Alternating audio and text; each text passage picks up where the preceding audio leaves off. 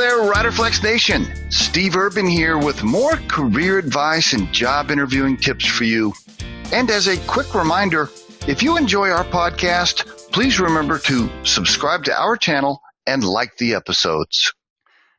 And on today's podcast, I want to talk about team communication, employee communication, when there's been a change at the top, a change in leadership, but the old leader is still around or still in the building or maybe still at the board meetings, right? They're still available. You can still access the old leader. I want to talk about that for a minute because it's an interesting dynamic and I've seen how it can go bad. You know, we've gotten calls before where companies are concerned they're about to make a change at the top. They're going to change their president or whatever. And they're worried about the announcement and the timing of the communication, et cetera. Really, I think the focus should be what happens with communication and parameters after the new leader's in place, especially if the old leader is still available. Let's just walk through this scenario. Somebody's been in place as the president or CEO for, let's say, 8 years. All of a sudden, the company decides to bring in a new CEO. Okay, so let's call old CEO Johnny, new CEO Mary, right? Mary comes in, but Johnny's going to hang around a little bit, right? Johnny's going to be on the board of directors. Johnny's an equity holder. Johnny is still going to come into the building twice a week because he's a little bit kind of like a consultant or an advisor. But Mary's there now and Mary's in charge. That's where it really gets sticky, right? I just really want to encourage companies in that type of situation to put clear parameters in place for how communication flows to the new CEO. Because if the old leader is around, trust me, people are going to go to them, especially when the new CEO starts to make changes. Okay. All employees, they just hate change most of the time.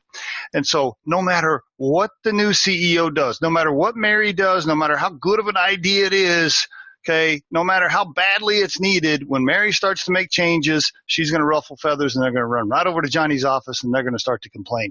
That's where the key is, right? You got to put up clear barriers there, clear parameters with how Johnny handles that situation.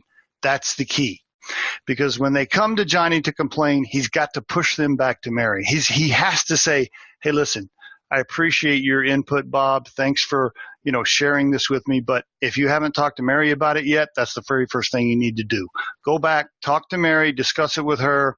If it still doesn't work out, feel free, if you think it's absolutely necessary, to come back to me, but I really encourage you to work it out with Mary and talk to her first. That's what needs to happen in those situations, right? So anyway, the summary of the podcast is this. When there is a change at the top and the old leader is still accessible or still around or can still be reached, put in clear parameters for everybody on what it looks like when the employees start to complain, because no matter how good Mary is, it's going to happen, trust me. And there is your Riderflex tip of the day. We truly hope you find our material helpful and entertaining.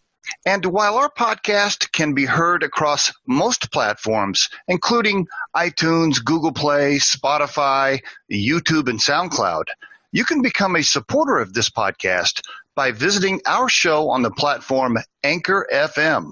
That's anchor.fm/Riderflex.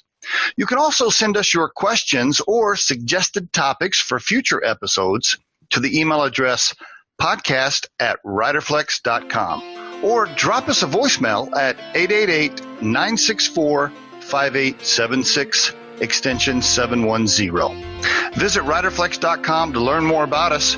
Thanks so much for listening, folks, and have a great day.